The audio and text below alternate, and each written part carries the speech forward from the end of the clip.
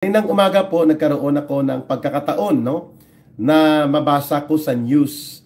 And then nagkaroon ng mga pagpasok yung mga ilang video clip ni former National Security Advisor Norberto Gonzales. Si former National Security Advisor Norberto Gonzales ay nanungkulan nanungkulan po siya mga kababayan bilang National Security Advisor sa panahon po ng Macapagal Arroyo Administration ni GMA, ni Gloria Macapagal Arroyo. At dahil po dyan, ay marami din siyang kaalaman tungkol sa mga kaganapan ng mga political and economic and other social issues ng ating bayan. At siyempre, mayroon siya mga access sa iilang mga sensitive information pertaining to political and other security-related matters, including po ang mga nagaganap sa pampulitikang kalagayan ng ating bansa at the time of former President Gloria Macapagal Arroyo. So, he was talking, si former National Security Advisor Norberto Gonzales, he was talking, stay safe and healthy always, Sir Eric. Thank you. About itong impeachment complaint na sabi niya nagagamit ito parang negosyo ng mga senador at mga kongresista. Wala siyang pinangalanan ng mga personalidad o mga particular political leaders.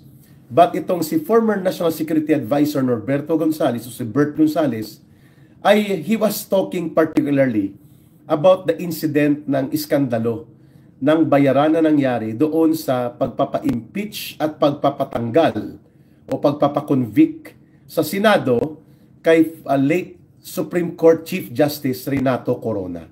Sa panahon po ito ni the late President Noynoy Aquino. Galit na galit doon si Noynoy Aquino at ang pamilya Aquino at mga kuhangko kay Chief Justice dati na namatay na din dahil sa sama ng loob nang siya ay dumaan sa matinding pagpapahiya at persecution during the time of Noynoy Aquino presidency. Si Renato Corona po ang isa sa mga major decision na kanya pong isinulong at naging paninindigan sa Korte Suprema ay ang pagbabalik ng almost 5,000 hektarya, 5,000 hectares ng lupain sa Hacienda Luisita. At ito po ay reverted back para sa mga land reform beneficiaries na mga mahihirap na mga magsasaka at magbubukid sa Tarlac, particular sa Hacienda Luisita.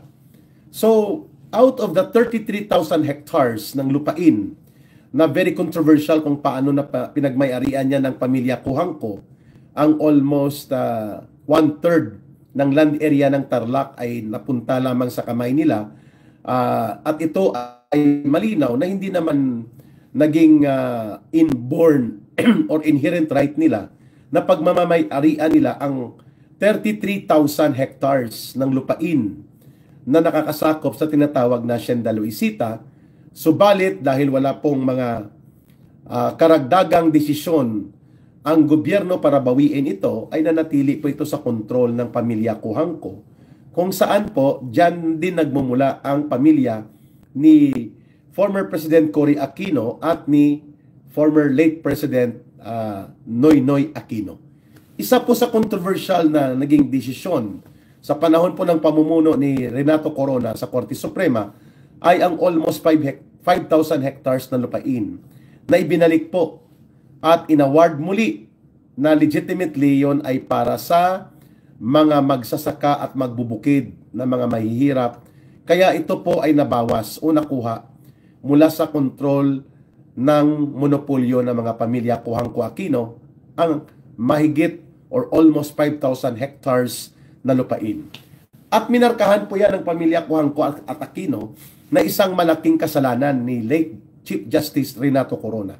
Kaya nang maupo po bilang Pangulo ng Bansa si Noynoy Aquino, ay napakabingatibo po, no? Na binalikan nila si Renato Corona, pinatanggal, pina-impeach muna nila sa House of Representatives and saka pina-convict sa Senado. These were the circumstances of a situation involving an impeachment against a former Chief Justice, namely si Renato Corona, na binabanggit po ni former National Security Advisor Renato Corona. At ano po ang binabanggit doon ni former National Security Advisor Bert Gonzales? Sabi niya, pagkatapos po ng desisyon na makonvict sa Senado, sa impeachment court ng Senado, si Renato Corona, si late Chief Justice Renato Corona, ang isang batikan at kilalang journalist na babae, no, nadulas si Secretary Gonzales, no, former Secretary Bert Gonzales, ay pumunta sa bahay ng isang senador, no? Hindi na niya binanggit. At pagdating doon, nandun po yung mga ilang mga senador at nagkakaroon ng pagpaparelease, sabi niya, ng 20 million pesos. Hindi alam kung yun ay balanse o yun na yun, kasi ang lumabas na balita nung panahon na yun ay 50 million pesos po ang naging budget as payola o bribery para sa mga senador na bumoto na i-convict si Renato Corona sa kanyang problema sa misdeclaration o discrepancy, napakaliit na pagkukulang, discrepancy sa tinatawag na SALN o Statement of Assets and Liabilities, na dapat ay sinasubmit ng lahat ng government officials, no? Dapat included pati dyan si Marcos Jr., no? Hindi nga natin nakita ang SALN niya, dapat pinopost yung SALN niya at ang kanilang mga kayamanan, no? Dapat alam ng taong bayan. So, sabi ng journalist na yon, na nakausap yata ito ni Bert Gonzales, ng former National Security Advisor Norberto Gonzales, mga kababayan. Sabi niya, gusto ko sanang ibalita, subalit maraming matatamaan. At hindi ko handa ang network ko na i-release ang balita sapagkat katatapos lang ng desisyon tungkol sa conviction on the impeachment trial against Renato Corona. No. So, ang 20 million, during that time, I think, kailan ba na-impeach si Corona? 2013 o 2014? At ito'y sa panahon ni Noynoy Aquino. Ang lumabas na balita noon, subalit walang nag-confirm, at ngayon kinukumpirma ni Bert Gonzales, na former National Security Advisor ni GMA, ni Gloria Macapagal Arroyo, na may nag-release o may na-release na 20 million. Rena Baher and Neng Nielsen from Sweden and from United Kingdom. Thank you. Sabi ni former National Security Advisor Bert Gonzales, mga kababayan, 20 million ang binabanggit ng journalist, female journalist, na kilalang kilala at nanggaling sa isang kilala din na media outfit o isang television network yata ang kanyang binabanggit.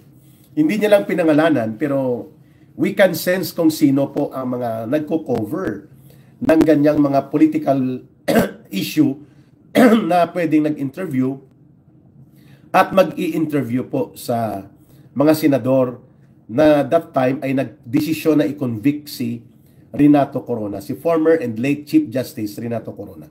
The 20 million is a very small amount kung ikukumpara po doon sa lumabas na 50 million. At mahigit pa, no? Yung iba nga 100 million, no? But ang point ni Bert Gonzales, mga kababayan, bakit niya po ito inihayag? Ang sinasabi niya ay mayroon pong correlation and significant implication dito sa nagaganap na pagpupumilit ni Marcos at nila Romualdez at mga alipores nila na itulak at ipagpapatuloy po Susan Kidangin and Rena Baher ang pagpapa-impeach at pagpapa-remove kay Vice President Sara Duterte in spite of the fact na ito po ay questionable sa constitutional infirmities and legal question violative of the due process and other constitutional requirements para maging makatarungan po ang pag-initiate at pag-aakyat ng complaints na ito ng impeachment laban kay Vice President Sara Duterte na nakikita natin ngayon ay pinamunuan pala talaga ni Marcos Jr. ang ganitong mga hakbangin at pati na po ang iskandalo ng pagkalat ng mga pondo na either by way of ayuda or infrastructure projects amounting to 150 million pesos, 150 million pesos mga kababayan, ay nauulit muli, no, sa pagtingin ni former National Security Advisor Bert Gonzales, mga kababayan, nauulit po muli ang ganitong kalapastanganan pagdating po sa impeachment complaints na ito, na ngayon ay nakikita natin kung paano inaabuso, nilalapastangan at nilalabag ang tunay na intensyon ng demokratikong proseso ng paggamit ng impeachment complaints na ito at impeachment proceedings. So, sabi niya, Dasseljek, no? And Merlinda Valenzuela and Cornelio Marcelino, ang binabanggit po ni former National Security Advisor Bert Gonzales, na nakakabahala po na parang nagiging negosyo palagi ng mga senador at mga kongresista every time na nagkakaroon po ng impeachment trial at mga impeachment proceedings sa Kongreso. Ayon.